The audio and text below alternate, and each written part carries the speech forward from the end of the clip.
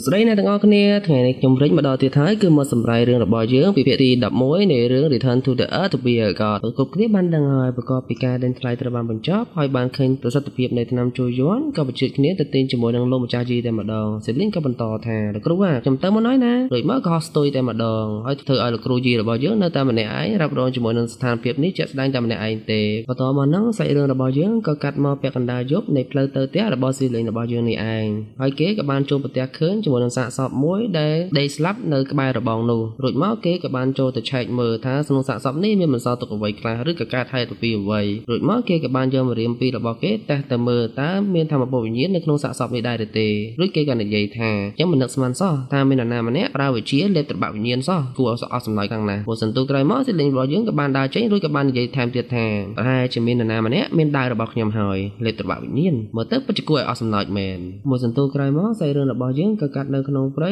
នៃទីក្រុងទូបាបាននៅក្នុងទស្សនវិជ្ជានោះក៏យើងបានឃើញថាមាននារីម្នាក់កំពុងតែរត់គេចពីការវាយប្រហាររបស់តួចិត្តអាក្រក់របស់យើង3នាក់នោះដែលតាមយើងមើលទៅជាក់ស្ដែងមានអាកម្មជាមួយនឹងមួយសក់សនោះបន្ទាប់ពីរត់បានមួយសន្ទុះក្រោយមកអាមួយសក់សមកដោយស្វានោះក៏បានប្រើយុទ្ធសាស្ត្រដាក់ចូលក្នុងតែដៃរបស់វារួចក៏បាញ់ទៅនារីម្នាក់នោះលើសូតពងបន្ទាប់មកធ្វើឲ្យនារីម្នាក់នោះដេកដួលស្បាប់នៅក្នុងដីតែម្ដងពេកក៏បាននិយាយថាត្រូវមកខ្សែដៃវិញ្ញាណរបស់យើងហើយបើមិនស្លាប់ក៏ពិការដែរមួយសន្ទុះក្រោយមកគ្នាវាក៏បាននិយាយទៀតថាហេប្រូឯងធ្វើបែបនេះមើលទៅដូចជាអាក្រក់ពេកហើយឥឡូវនេះឲ្យនាងលេងជាមួយខ្ញុំមួយយប់សិនបានទេបន្ទាប់មកពួកវាក៏សើចមួយសន្ទុះក្រោយមកបន្ទាប់ពីវាបាននិយាយអាមួយសក់សនោះក៏បាននិយាយថាប្រយ័ត្នតិចទៅស្រីម្នាក់នេះវាមានដាវវេទមន្តដែលពោពេញទៅដោយចំហាយសម្លាប់ខ្លាំងណាស់ហើយទៅតែប្រយ័ត្នណាមួយសន្ទុះក្រោយមកអ្នកស្រីនោះក៏បានកលែកមើលទៅពួកវារួចក៏បញ្ចេញកៅភ្នែកទៅខោខើតែម្ដងរួចស្ទុះទៅខាងលើក៏ចាប់ផ្ដើមបង្កើតធម្មពលវិញ្ញាណបើកការវាយប្រហារទៅឲ្យ3អ្នកនោះវិញបន្ទាប់មកហ្នឹងអាមួយសក់សនោះក៏បាននិយាយថាឲ្យលឿនឡើងនាងបានខ្ចីធម្មពលពីដាវវេទមន្តនោះហើយពួកយើងត្រូវតែបញ្ចប់ឲ្យវាឲ្យបានលឿនមួយសន្ទុះក្រោយមកទៀតគ្នាវា2 3នាក់នោះក៏បានស្ទុះស្ទាទៅវាយនាងទៀតហើយតែមិនបានយូរប៉ុន្មានត្រូវនាងកាប់មួយដៅធ្លាក់ចុះទៅទាំងអស់គ្នាតែម្ដងហើយរឿងយើងក៏បន្តកាត់មកក្នុងព្រៃជ្រៅតពីនារីម្នាក់នោះបានវាយប្រហារពួក3នាក់នោះហើយធ្វើឲ្យនាងរងរបួសជាទម្ងន់បន្ទាប់មកហ្នឹងនាងបានដើរមកពី3ជំហានរួចក៏អង្គុយនៅផ្អែកនៅកន្លែងដើមឈើមួយរួចនាងក៏បាននិយាយថានេះជាលើកចុងក្រោយហើយដែលធ្វើឲ្យដាវវេទមន្តនេះស្រូបធម្មពលវិញ្ញាណរបស់នាង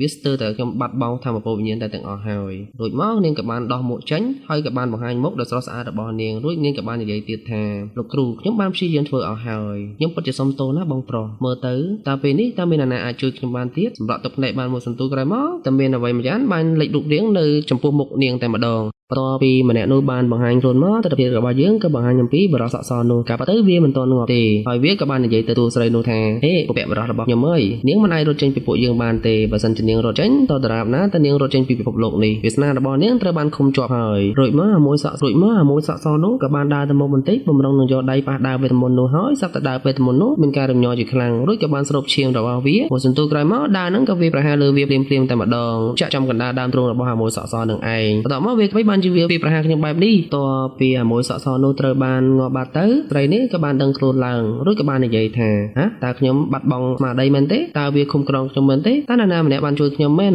រួចមកម្នាក់ស្រីនោះក៏បានចាប់កាន់ដាវនោះរួចក៏មានសម្លេងបន្លឺឡើងនៅក្នុងត្រចៀកជាមួយនឹងពាក្យថាសម្លាប់បន្ទាប់មកហ្នឹងនឹងក៏បាននិយាយថាណានៅទីនោះឆាប់ចេញភ្លាមមកមួយសន្ទុះក្រោយមកដាវវេទមន្តនោះក៏បញ្ចេញធម្មពលរបស់វាចេញមកគឺធម្មពលលហិតបន្ទាប់មកតួស្រីរបស់យើងក៏បានឆ្ងល់តែម្ដងហើយអ្វីក៏វាចេញធម្មពលបែបនេះមកធម្មពលនោះក៏បង្ហាញរូបរាងមកគឺជាផ្នែកលោហិតអ្វីម្យ៉ាងបន្ទាប់ពីវាចេញរូបរាងមកក៏វាបានសាយភាយចូលទៅក្នុងរូបរាងកាយសារីរាង្គរបស់អ្នកស្រីនឹងតែម្ដងតួស្រីរបស់យើងនេះក៏មានអាការៈមើលទៅដូចជាបាត់បង់ស្មារតីបាត់ទៅហើយគឺពោពេញទៅដោយសម្លេងដែលថាប្រលឹងលោហិតហើយនឹងធម្មពលបានមួយសន្ទុះក្រោយមកតួស្រីរបស់យើងបានដឹងខ្លួនបន្តិចរួចក៏បានស្រែកថាអត់ទេឈប់ភ្លាមទៅហើយដាវនោះក៏បាននិយាយទៀតថាពួកគេបានសម្លាប់មិត្តរួមគ្រូរបស់ឯងហើយក៏បានសម្លាប់លោកគ្រូរបស់ឯងទៀតតើឯងមិនចង់សងសឹកទេអីតពីដាវលោហិតនោះបាននិយាយចប់ទស្សនវិជ្ជារបស់យើងក៏បានឃើញថាផ្នែកទាំងគូរបស់ម្នាក់ស្រីនោះគឺបង្ហាញអំពីផ្នែកពណ៌ក្រហមនិងផ្នែកពណ៌ខៀវផ្នែកពណ៌ក្រហមនោះគឺបង្ហាញអំពីការស្អប់ផ្នែកពណ៌ខៀវនោះគឺបង្ហាញអំពីភាពអាណិតនិងក្តីមេត្តាបន្ទាប់ពីបង្ហាញចប់ម្នាក់ស្រីនោះក៏បានបិទដៃបន្តិចរួចក៏បានស្រែកថានេះគឺជាការស្អប់មែនទេលោកគ្រូធម្មពលវិញ្ញាណជាច្រើននឹងបូកជាមួយនឹងធម្មពលលោហិតក៏បានបែកញែកផ្សាយភាយជុំវិញព្រៃនេះឯងហើយក៏បានដឹងថាឆោផងរាំងសៃលោហិតក៏នៅខាងក្រោយរបស់នាងផងដែរមួយសន្ទុះក្រោយមកនាងក៏បាននិយាយថា កញ្ចាស់ថ្នាំចុងខ្ញុំនៅឲ្យឯងសងឈាមដោយឈាមតទៅពីបាននិយាយចប់សាច់រឿងរបស់យើងគឺកាត់មកស៊ីលីងរបស់យើងក៏បានដើរមកដល់ក្នុងព្រៃនេះឯងរួចគេក៏បាននិយាយថាអូខ្ញុំមកលើខ្ញុំមកយឺតហើយមើលទៅសង្គ្រាមនេះត្រូវបានបញ្ចប់ហើយមែនទេបន្ទាប់ពីដើរមកស្ទូគេក៏ឆ្ងល់ថាណាប្រើវិជាលេបត្របាក់វិញ្ញាណរបស់ខ្ញុំទៀតហើយបន្ទាប់ពីគេបាននិយាយចប់គេក៏បានដើរទៅមុខបន្តិចហើយក៏បានឆែកទៅលើសាកសពមួយហើយគេក៏បានឃើញសញ្ញាមួយទាក់ទងជាមួយនឹងបាក់ថ្នាំ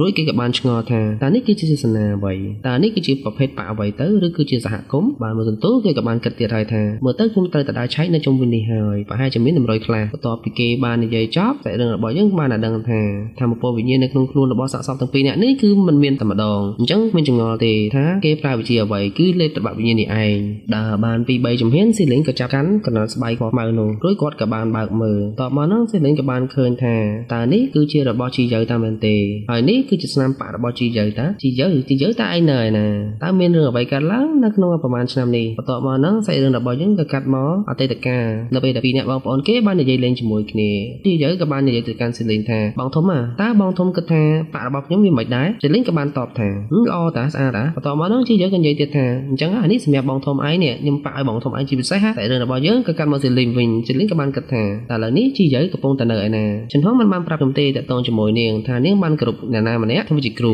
បន្ទាប់មកនោះស៊ីលីងក៏បាននិយាយទៀតថាឥឡូវនេះនាងបានចូលរួមក្នុងការតស៊ូរបស់អ្នកវឹកហាត់ខ្ញុំពិតជាមិនដឹងទេថានៅក្នុងភពផែនដីរបស់យើងមានអាថ៌កំបាំងអ្វីខ្លះហើយខ្ញុំក៏មិនយល់ដែរពីច្បាប់នៅក្នុងភពផែនដីមួយនេះធម្មពលអាក្រក់របស់ដាវខ្ញុំមិនមែនជាអ្នកណាម្នាក់ដែលក្នុងលោកនេះអាចកាន់កាប់វាបានទេបើសិនជាមានធម្មពលគ្រប់គ្រាន់ទេវានឹងក្លាយជាគ្រោះថ្នាក់ដល់មនុស្សលោកយើងជាមិនខានខ្ញុំទៅតែរកមេស្រីនោះលៀមមិនមានពេលច្រើនទេបើមិនអញ្ចឹងទេផលវិបាកវាកាន់តែច្រើនហើយបន្ទាប់មកនោះសាច់រឿងរបស់យើងក៏កាត់មកបន្ទប់នៃសំណាក់នៃការដេញថ្លៃហើយតទៅពីរបស់យើងក៏បង្ហាញអំពីព្រះចាលីនោះគឺពកក្បាលតែម្ដងបន្ទាប់មកនោះឆិនហងក៏បាននិយាយថា